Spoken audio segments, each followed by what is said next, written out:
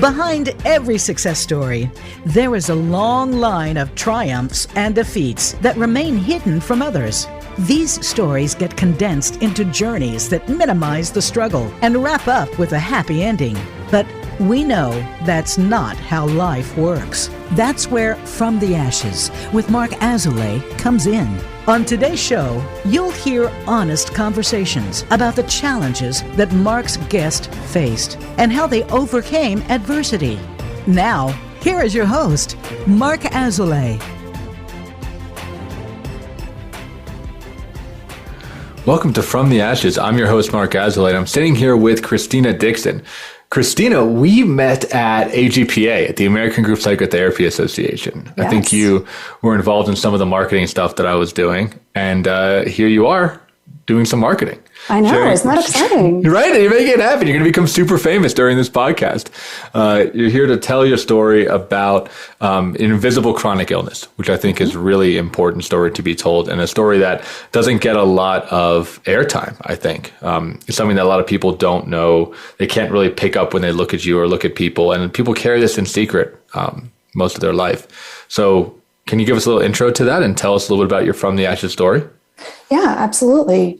Mine is a little bit of an invisible and visible kind of chronic illness. So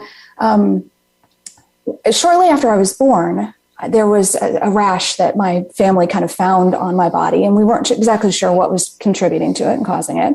So, of course, went to the doctor and was, I think at that point in time, just probably speculation of, hey, this is probably psoriasis. And psoriasis is a skin condition. It's an autoimmune condition that, again, causes this kind of red, scaly rash. And what I was told later from a lot of people is it looks a little bit like poison ivy. So when I was young, I just had very small spots on my body, and it was something that I could cover. So nobody really knew about it as I was going about and meeting friends and all of that. And what happens with this condition often is that there are times where we get, for lack of a better way of saying it, like injured, and it spreads. So it's an opportune time for it to show up in different parts of our body. So I think it was about 5th or 6th grade that I was running home from a friend's house, tripped on the sidewalk, scraped my knee, no big deal. Mm-hmm. And then, came home, we doctored it up. And then after a while, it just wasn't healing right. And we were just kind of confused of like, why isn't this scab just looking normal and kind of going through the process of healing? Back to the doctor. And at that point in time, they said, yeah, this is actually the psoriasis taking this opportune time to expand. Oh. And that's when we learned that any kind of injury, whether it's like a scrape or a cut, whether it's kind of surgery, a piercing, a tattoo, those are opportunities for the psoriasis to show up in different places. And I don't know what exactly was happening for me at that point in time, but it just seemed like it exploded. So it went from this scrape on my knee to most, I'd say most of my legs and most of my arms were covered with spots of psoriasis. And then I got it like in my scalp, and, sometimes it would show up in places like my ears, and it's kind of itchy. So it would be a nuisance, essentially. It's not only something that didn't look attractive, in my opinion, but it was something that was uncomfortable at times. And so I'm in elementary school. Kids are not always gentle. And, I'm trying to explain to people what's happening. And I get these kind of comments from, kids, whether they know me or not, of like, ew, what's on your leg? What's happening? Mm-hmm. And I'm a kid. I don't have a lot of language for this. We were in, growing up in a time where we didn't have commercials that were talking about medications and conditions. And so it wasn't commonplace in our language. And so my parents were trying to help me be able to explain to peers what was happening. And the explanation I got is, an autoimmune condition essentially is something that your body, let me rephrase that, your body's immune system responds to things that are essentially like foreign invaders. So if we get the flu, or if we're encountering like pollen in the air, our immune system reacts and tries to fight it off. An autoimmune condition is essentially where your body gets confused and thinks that something that's supposed to belong there, like your skin or something else, it thinks that's a foreign invader. So your body is reacting and trying to get rid of, in my case, my skin in these certain spots. And the way as a kid that I understood that was that my body is fighting against me. And why would you fight against something unless you didn't like it? So when I was telling kids, hey, I've got this thing, it's an autoimmune condition, people would say, well, what's autoimmune? Oh, it means my body hates me. That was just this easy explanation for me of my body is fighting itself. It doesn't like it. Clearly, there's, this dislike, this intense hatred going on. And I didn't realize until much later, but that really formed, I think, my relationship with my body, myself, and a big distinction of my essence is different than my body. We are in contrast. We're not getting along. We're not unified. We're not one. And there was a lot of distance, I think, a lot of observation within me of what is happening within my body, being really mindful, hyper attuned to, is my body okay today? Is my reaction all right? Psoriasis specifically, and a lot of autoimmune conditions, can be worsened by stress. So it was as clear sometimes as if I was having a stressful day at school, my psoriasis spots were bright red. If I was chill, they were a calmer color. And so it was very, directly related to this othering of, if my body is having this reaction, then I'm seeing it separate and different and bad. And so this all started, like I said, around 5th or 6th grade. And then we go into the dreaded junior high school gym class, where I don't know why that seems like it's a traumatic experience for so many people. But you've got this, changing in a gym locker room, putting on shorts at times of year that you might not otherwise wear it. And that was really hard for me. It was, it's not, it feels a little privileged, I think, kind of saying these things in the sense that it's not a big trauma that some other people might experience, but it was certainly very powerful as, again, a junior high school kid, having to explain over and over on days that I might otherwise wear something that would cover it, that now I'm in this gym class and people are staring, people are asking, people are, again, reacting as though I have something that's infectious that they want to be away from. So that was a challenge to try to navigate that, and was able to get on some medications that helped a lot. But then we moved, we got new doctors. Doctors didn't exactly agree with the treatment plan. And so we were kind of starting from scratch with some other medications that weren't working as well.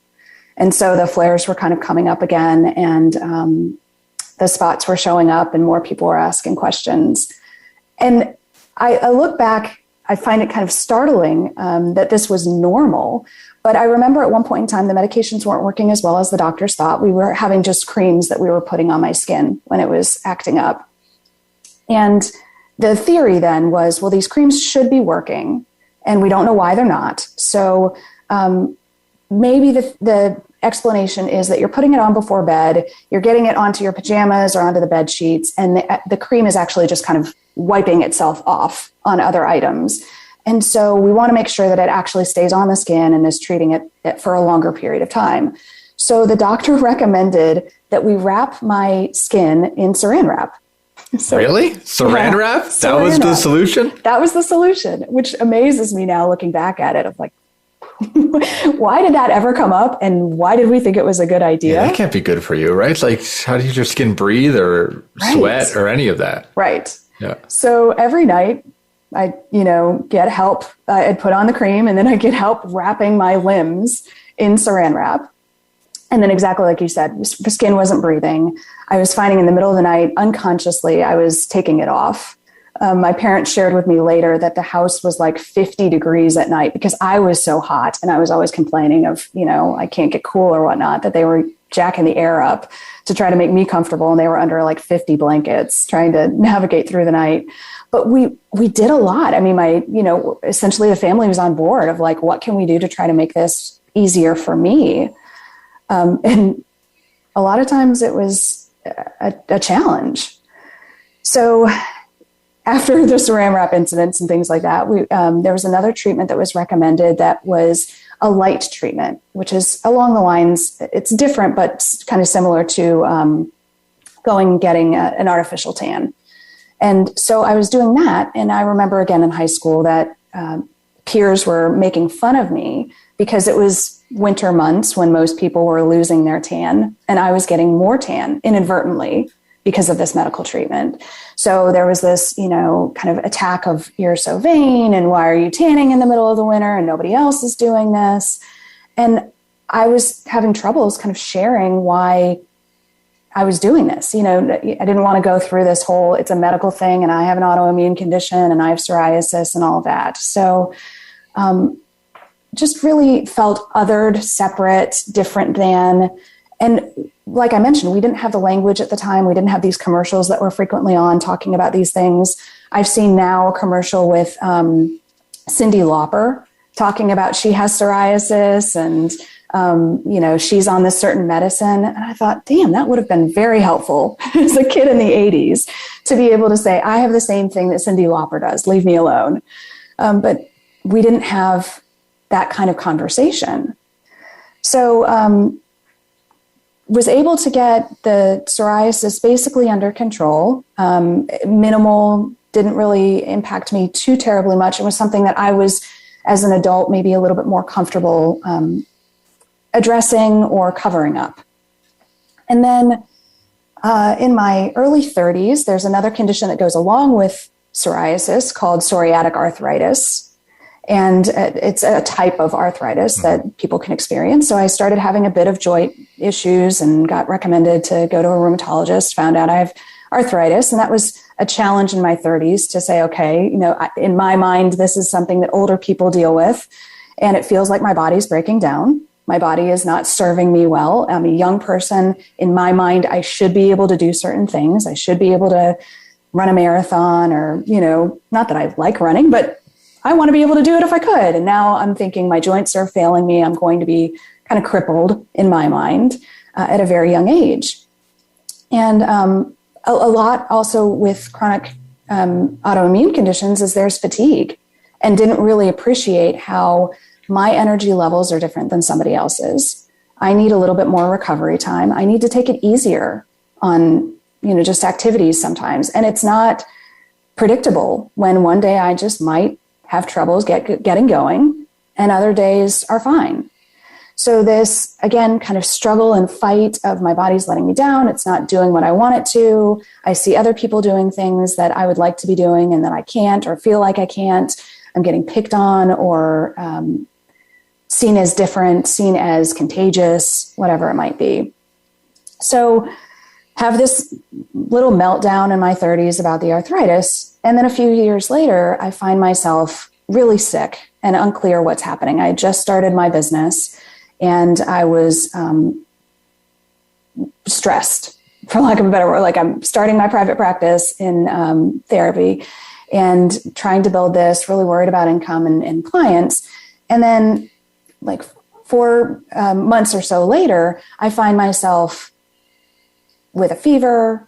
I find myself having a lot of diarrhea, having to go to the bathroom frequently, and that I just am not feeling well at all. And I go to the doctor, we think maybe flu, and we can't figure out what's happening. The doctor's doing all these different kinds of tests. Nothing is coming up positive. We have no clear information as to what's causing this, but I'm struggling and I'm really having a hard time and getting scared at this point. And what finally happened, I was at my wit's end and was talking to the doctor, and I finally just said, I have a 15-pound cat that often sits on my stomach, and it doesn't usually bother me. And now he's stepping on my stomach, and it's painful. And so we were able to get some tests, find out, he called me right afterwards and said, go immediately to the hospital. You have colitis. We need to figure out what's happening. Whoa. And I didn't know what colitis meant. Fortunately, I had a family member visiting me. And so he was driving me to the hospital while I'm Googling colitis to figure out what is it that I'm dealing with. And we were able at that point in time to get a diagnosis called ulcerative colitis, which is another autoimmune condition, which causes a lot of distress. The commercials that you'll see now are the ones that people are basically saying, where's the nearest bathroom? I feel like I can't do things because I have to know where the bathrooms are. I can't leave my house. And that's now what I'm having to live with. So it was another feeling like an insult of, here's my body screwing me and taking over and preventing me from being able to do what I want, to live the life that I want, and have some ease while I'm doing it. Yeah, these things just keep stacking one on top of each other. Are they connected? Like, they are, yes. Yeah. So it's common with autoimmune conditions to have a few, and these certainly are all connected with each other. That it's not everybody has all of them, but maybe 20, 30% have that combination. And I'm one of those lucky people. Yeah, that's brutal of just having to, having just to manage that all the time, it sounds like. And having one thing after another. It sounds like just when you're getting a handle on one, figuring out what works, there's something new that pops up. Right. That was my experience, is that I couldn't quite get my feet under me before I found out something else that felt like it was just a new challenge to learn, and it brought up feelings of anger and frustration and, a sense of, I want to go into this like, woe is me, things are horrible. And also like, I don't want to let this take over. I know I want to hear a lot more about that. We're moving into our commercial break now, but when we get back, I want to hear about what the mental and emotional struggle was like, right? The idea of your body hating you, the idea of how do you deal with these limitations that seem to just stack on top of each other, and what meaning you're making and how you're living with it today. Yeah, let's do it. So head into our commercial break. For those listening, stay tuned and you'll hear more of Christina's story on the other side. Become our friend on Facebook. Post your thoughts about our shows and network on our timeline. Visit facebook.com/Voice America. In Mark's work with high performers and business owners, it is becoming increasingly clear to him that their biggest obstacle to success is themselves. They are experts in their field, but are dragged down by their anxiety, poor time management, inability to focus, or self-sabotage. His role is to help you overcome these emotional and organizational issues so that you can truly excel in your business and your personal life. One of the most common hurdles that he sees is perfectionism, a crippling anxiety around performance. It's a fear of not being good enough, being publicly embarrassed, or of disappointing others. These fears paralyze brilliant people and bring them to their knees. This course will help you to break free from this mental prison and have more agency in your world. In this online course, we will break down the prison of perfectionism so that you can break out of it.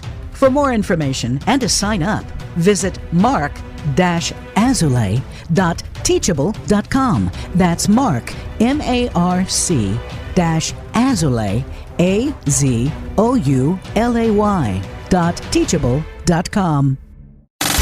Have you friended us on Facebook yet? Why not? Just go to facebook.com/Voice America or search for the keywords Voice America. Once you are part of our Facebook network, you'll receive daily messages about what's happening with our shows, this week's featured guests, and new happenings at the Voice America Talk Radio Network. And you can add your voice to the always active discussions on our timeline. Just go to facebook.com/Voice America or search for Voice America.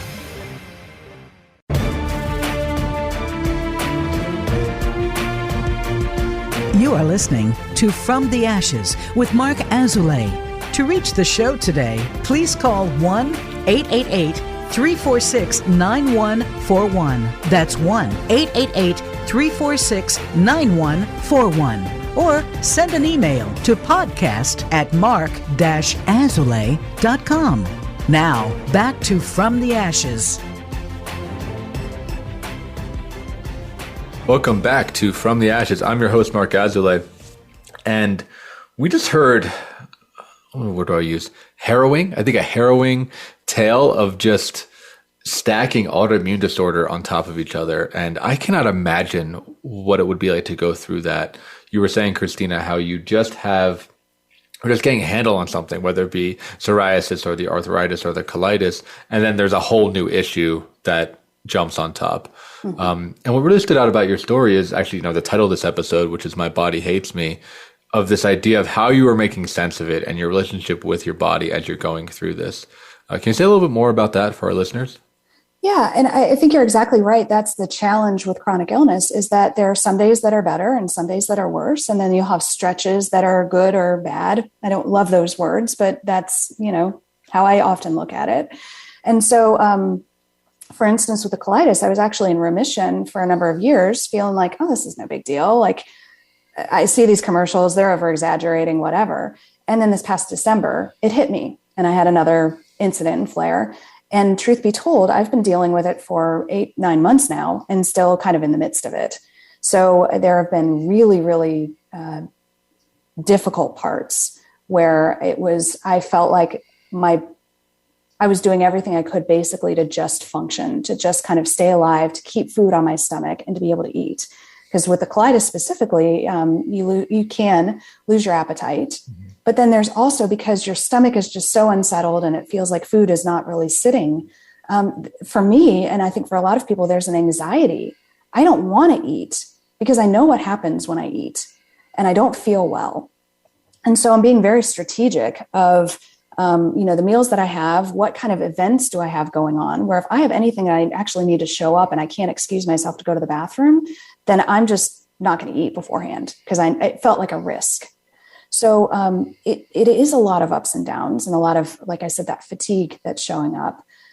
For me, I had, like I said, this very separate, very adversarial relationship where my spirit, it felt like, was different than my body. We were in contrast. Recently, I've kind of looked at it like we were in a really bad marriage where it was like almost an arranged marriage and we don't like each other. We can't be in the same room with each other, but we're stuck. We cannot have separate lives. And I was fortunate at one point in time to take a training that was actually a yoga training for mental health professionals. And it was something that I did for the idea of, oh, this will be valuable for my clients. And I showed up and learned a hell of a lot about myself and was very fortunate to be able to do it. But that was the first place that it really struck me that I am in this bad relationship with my body. I can have a different kind of relationship. I know frequently people talk about, like celebrate what your body can do. And there are times that is accessible.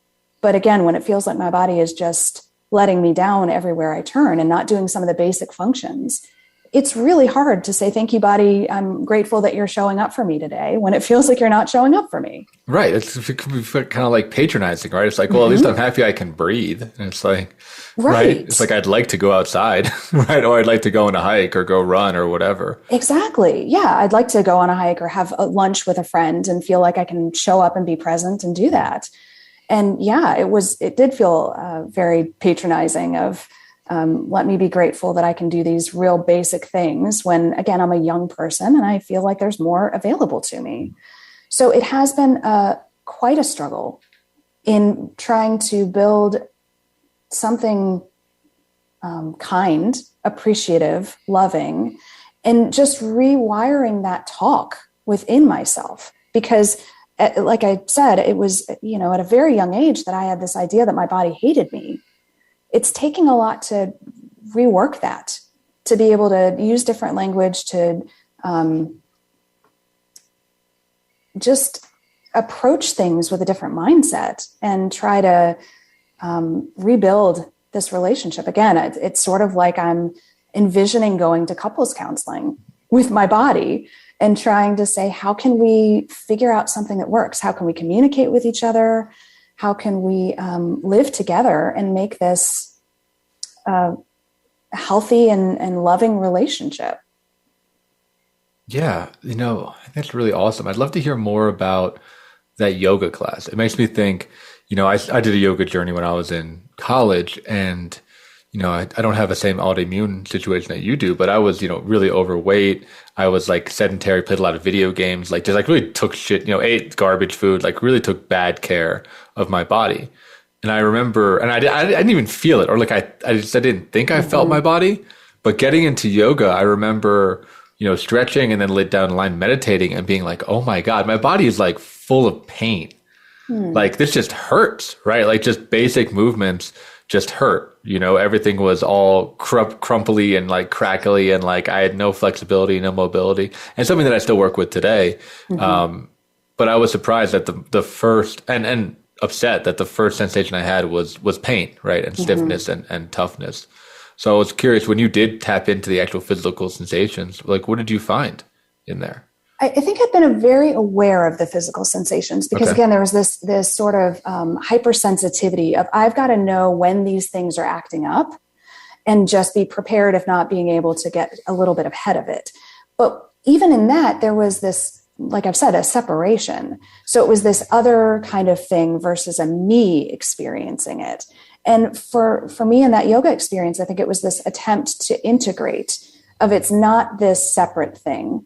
It's not this thing that I'm watching necessarily, but it is where I'm spending my time.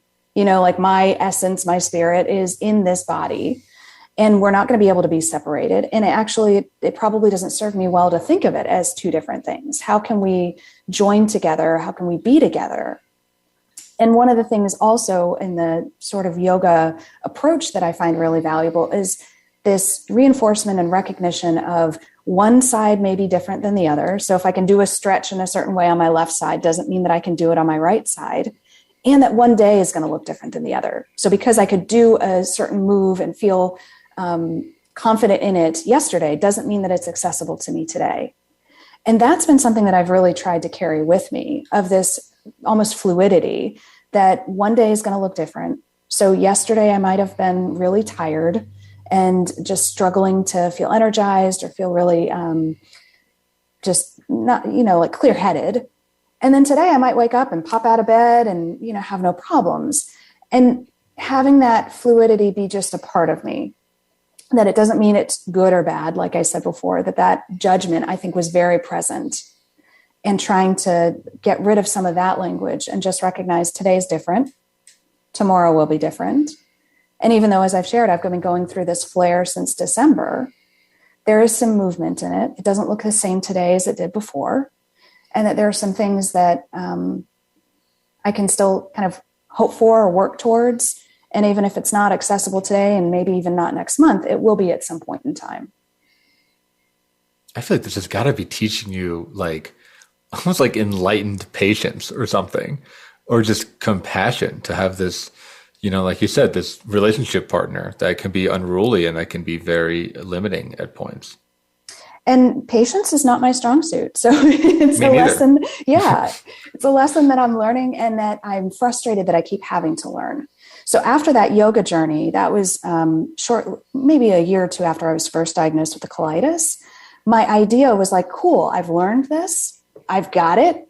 I'm not going to be tripped up by it again. Like I've figured this part out. I've unlocked this level and I'm not going to have to go back. And this recent flare has kicked me on my ass and sent me back to the starting point again, where I'm having to relearn these lessons. There's a lot of frustration in the sense of, I thought I figured this out. And now this new iteration is showing up and I'm having to learn different parts of it or learn different lessons. And I really don't like it.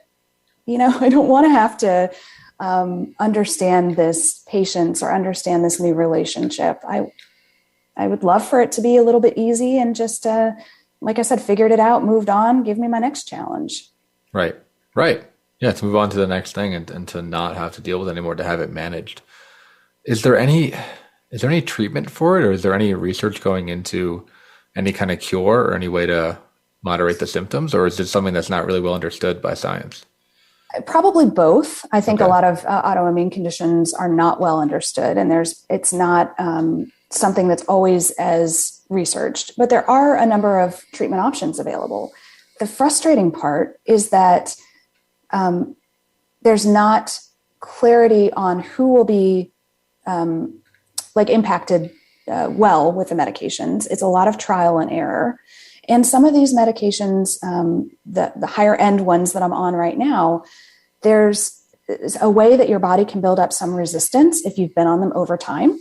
So they can work and then all of a sudden they stop working. And then other times they just stop working and we don't know why. That, this medication was effective and then all of a sudden it's not. And that was the case that was happening for me when I first got diagnosed. We switched to medication. I was doing really well on it for, I think, a year and a half or so. And then all of a sudden, we don't know what's contributing to it, but that medication isn't working. So, it just stops. It just stopped. Yeah. And we have tried, my doctors and I, a number of things from, medications to, I was doing acupuncture for a while. The kind of comment is, there's some foods that are harder to digest, for instance, so try to avoid those, but there's no real clear cut, everybody responds in this way, but you should try to avoid stress. How do you avoid stress? Exactly. Yeah. In the middle of a pandemic. Right. And for me, I had just moved out here shortly before all of this. So there were stressors, including, trying to build a new home and get community in this area and all of that. So there's no clear path. And I think what's really difficult too is that as you share this story with people, everybody has their own solution of, oh, well, have you tried this, drink, or have you tried this diet plan, or did you try this doctor or something like that? And everybody, I think, is intending to be super helpful. But when you're in a place where it feels like you have no, you're not centered and you don't have really anything that's connecting you or it feels stable, to have people shooting out these ideas is really, for me at least, overwhelming. Yeah, I think it does come from a place of helping, but it makes me associate to, grief too, where people are they don't know what to say. Yes. And I think for a situation like this, please let me know if I'm putting words in your mouth, but what I'm hearing is that it just sucks. Mm-hmm. Right? It's just bad. It's unfortunate. It's not fair at all. And I think for most people, it's very difficult to sit with that reality. Yes. Right? They want to make it better. They are uncomfortable with themselves and they if you felt better, they would feel better kind of thing. Mm-hmm. I think it's just a common human and very maladaptive thing. Because it doesn't help the person who's actually suffering. Right. It can feel patronizing, or it can be oh, have you just tried meditation? It's yes, I've had this my entire life. I've tried almost everything, I've wrapped my body in saran wrap. What are you talking about? Right. It's not oh, wow, I never thought of it that way. Right. It's clearly you think about this every day of your life. It's something that you live with all the time. Mm-hmm.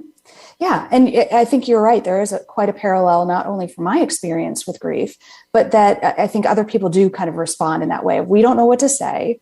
It's unsettling. I've kind of heard feedback from peers of we, again, as younger people, don't want to think about our bodies not working in the way that we want. So I think it's unsettling when I'm sharing this or people are seeing me and my physical changes as I'm going through this. And it's bringing up things for them that they're maybe not able to identify for themselves or not be able to feel. And so there's this, let me fix it. Let me feel better. Let me give you some advice that hopefully will work.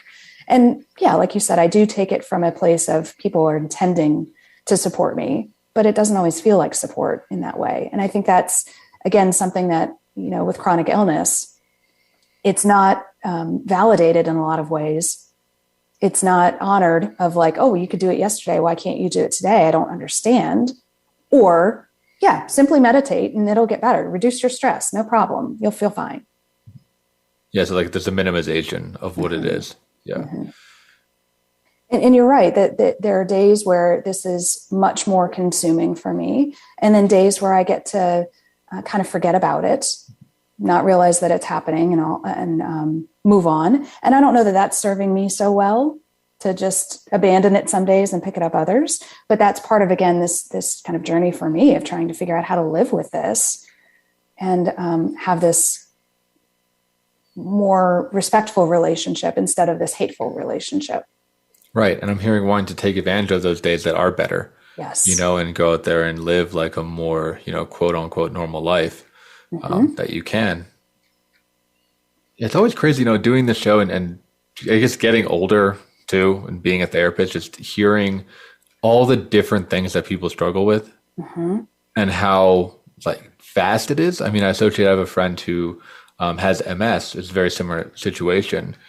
And it was mind blowing for me when she was telling me and she was we don't understand this from a medical perspective. I've had the luck and the privilege of not having to deal with that. But when I hear you say the doctors don't even know really what this is, that's terrifying to me. That's very scary for me to be nobody knows what's going on. Mm-hmm. And it's interesting you say that, because I'm like, it doesn't seem scary to me, because it is what it is. Like, I've been living with it again for my life. And so I think I'm maybe more conditioned to the idea that we just don't know. Right. I know. I just like knowing. Yeah, absolutely. That's my kind of defense. So as we move into our next commercial break, when we get on the other side, we're going to hear more about, how to support somebody that has this, maybe some of the work that you do with your clients. And, if anyone out there is listening that, has a chronic illness or is struggling with some kind of, invisible ailment, what they might need to hear or what was helpful for you. Mm-hmm. So if you're listening out there, hang tight, and I'll catch you on the other side. Become our friend on Facebook. Post your thoughts about our shows and network on our timeline. Visit facebook.com/Voice America. In Mark's work with high performers and business owners, it is becoming increasingly clear to him that their biggest obstacle to success is themselves. They are experts in their field, but are dragged down by their anxiety, poor time management, inability to focus, or self-sabotage. His role is to help you overcome these emotional and organizational issues so that you can truly excel in your business and your personal life. One of the most common hurdles that he sees is perfectionism, a crippling anxiety around performance. It's a fear of not being good enough, being publicly embarrassed, or of disappointing others. These fears paralyze brilliant people and bring them to their knees. This course will help you to break free from this mental prison and have more agency in your world.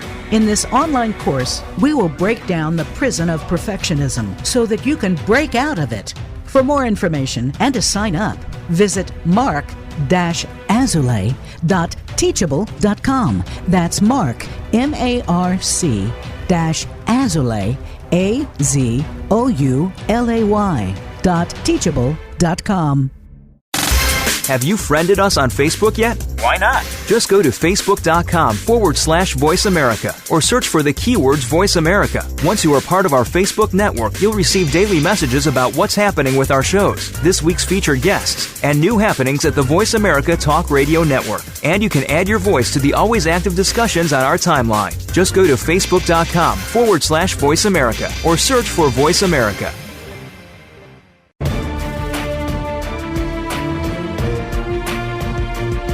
You are listening to From the Ashes with Mark Azulay.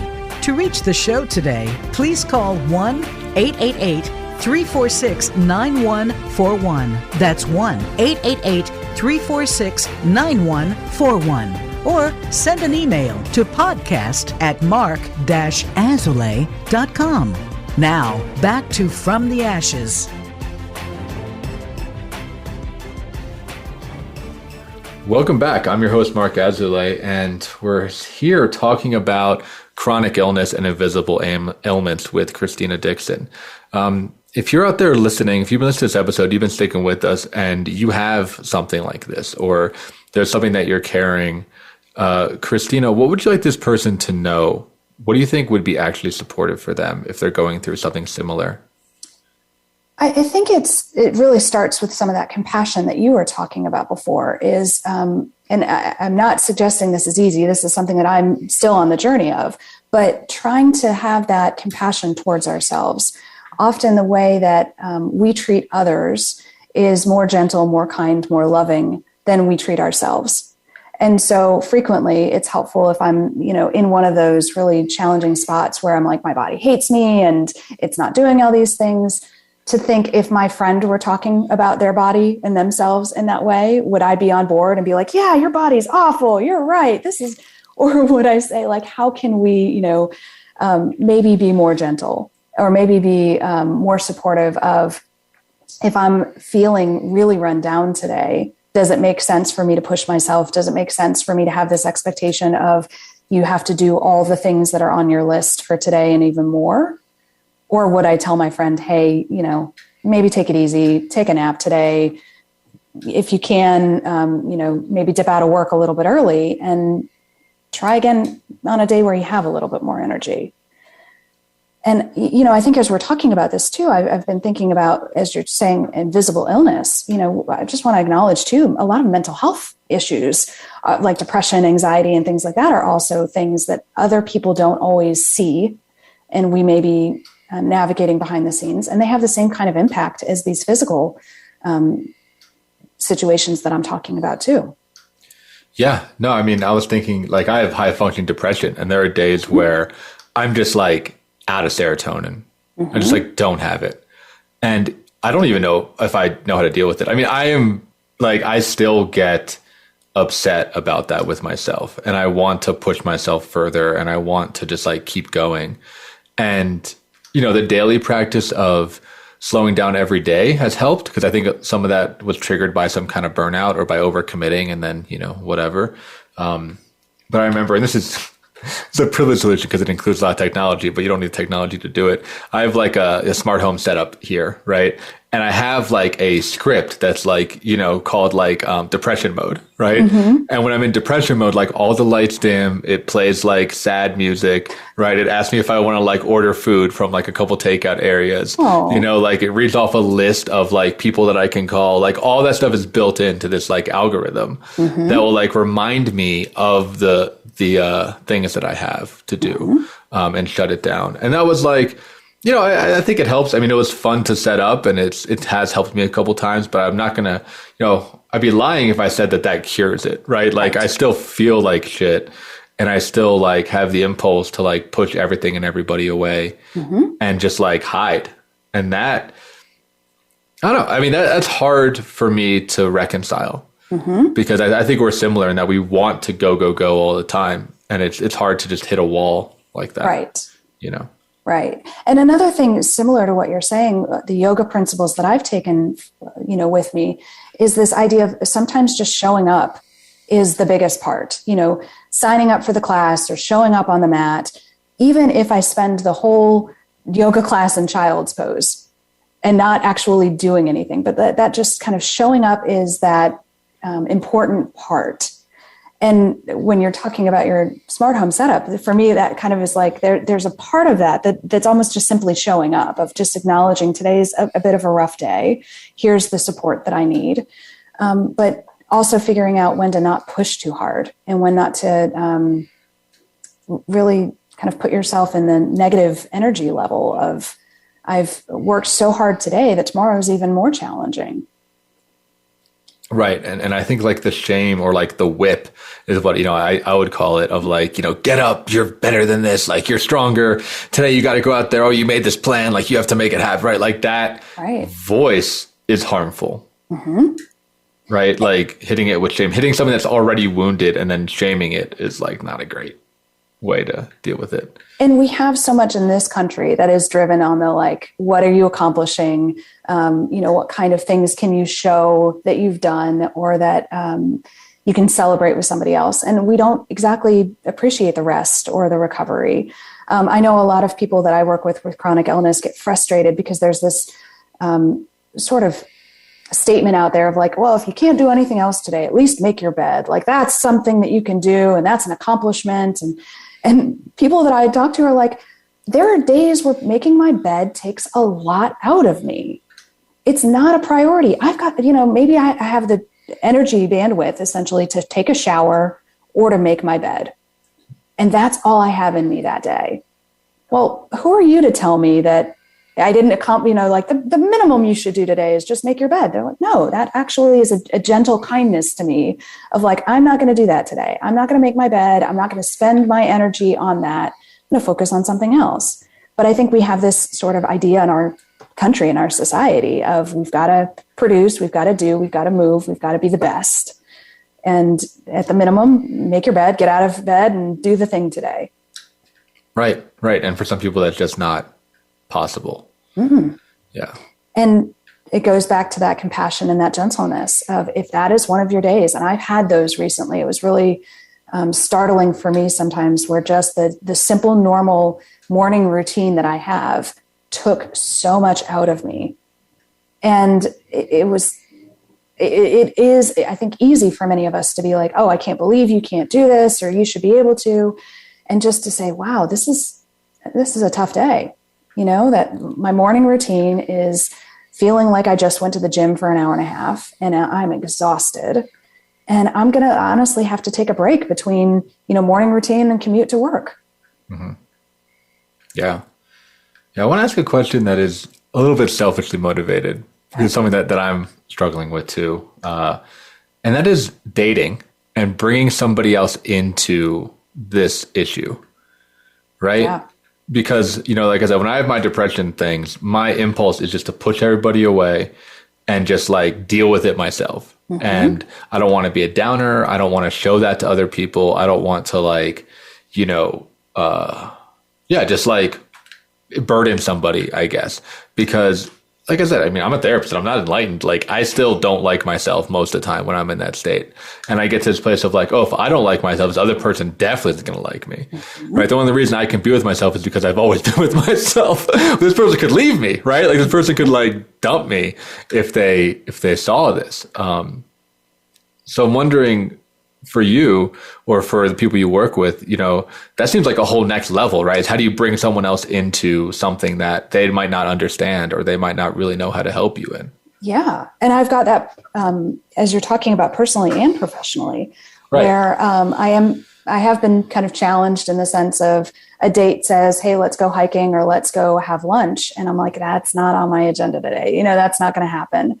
And I also have clients. I'm trying to form a dating group, actually, specifically for people who are interested in trying to learn more about the dating process. And I think that applies in the sense of when do I disclose? How do I disclose some of these medical conditions that I'm going through? And that, like you said, not wanting necessarily to burden somebody, but it's a part of you. It's a part of me. It's a part of people that feels important and authentic to share. So I think kind of coming from a place of like fact versus that self-attack, that whip that you were talking about of, I don't think it's a good look when we're on a date and we're saying, I'm the worst because I have this thing and you don't want to date me because of my depression or because, I'm going to look like I'm contagious and people are not going to want to be around us at a social event. Really bad sales strategy. Exactly. Yeah, and it should be bells going off in somebody's mind like, I'm not sure about this partner. But if there's a way that we can, just kind of share the information without that attack. And again, with that gentleness of if we were supporting a friend who was talking about trying to share this with, someone in their lives, how might we want them to do it in a loving, kind way?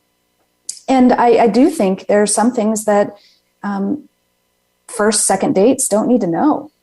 That we want to make sure that the person we're talking to is someone that we feel comfortable with, that we feel like they're going to be respectful. And not everybody needs to know every single thing about us the first time they meet us. I think that's definitely true.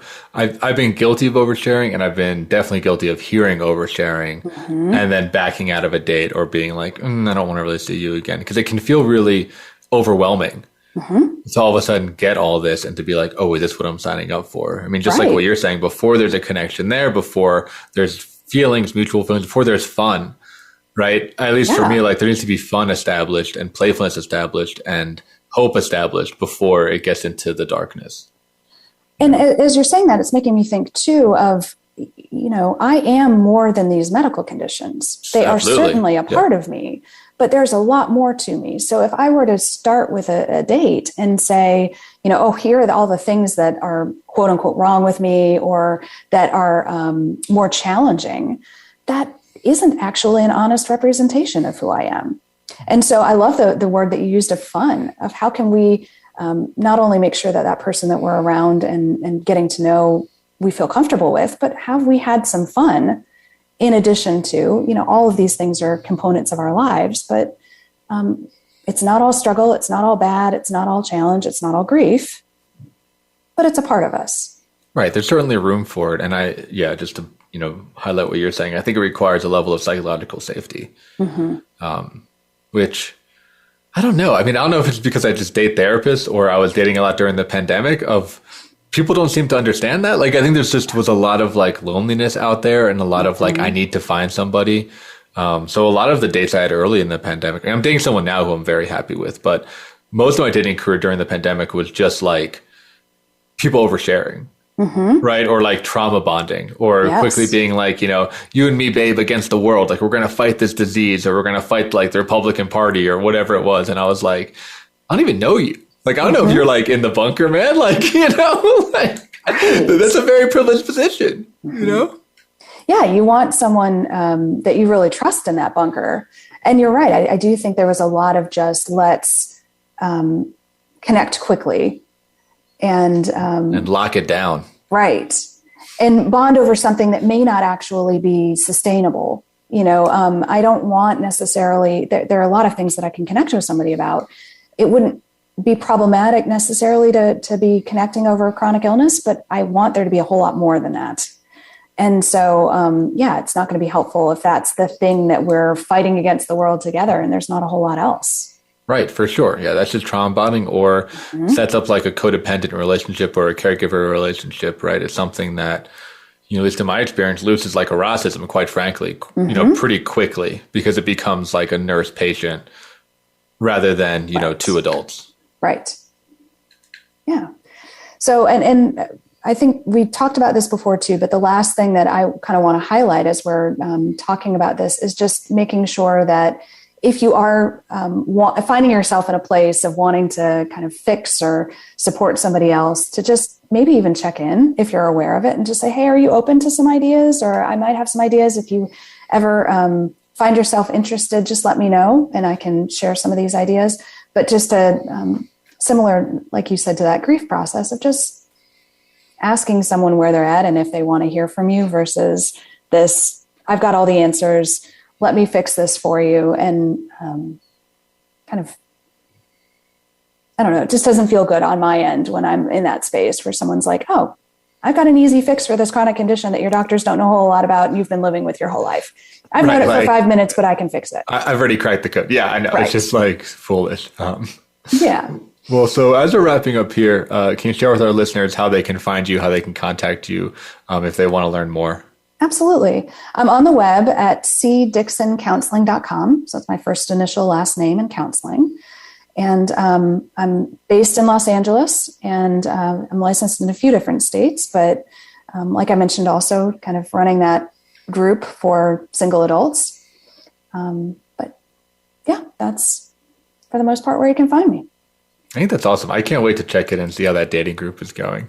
My bet is that they're all just going to date each other, which I guess is fine, right? I mean, I guess that they get there. Exactly the goal of the group. It's not a matchmaking group, but I think there's not always a lot of, at least in our 30s, 40s and older, not a lot of single people necessarily to talk to about what it's like to be dating and what some of our challenges are. And I think my experience again is like people are like, oh, I've got the solution for you. Yeah, I think that's definitely true. I mean, I work with a lot of people that are transplants to Colorado and they realize they don't know how to make friends because a lot of that we got through university or through school. And now it's like, oh, crap, how do I meet people? Right. So maybe that'll be a topic for a future podcast. As we're winding down here, if you're listening and you enjoying the episode, please share it on social media. Send it to one or two people who might enjoy it. Give it a 5-star review on iTunes. Any of those things really do help us get this project off the ground and share some of these voices. So thank you so much for listening. Christina, thank you so much for coming on the show. I'd love to have you back in a future episode. And thanks. I've had fun. Right? It's super fun. So yeah, thanks for tuning in, and we'll see you next week on From the Ashes.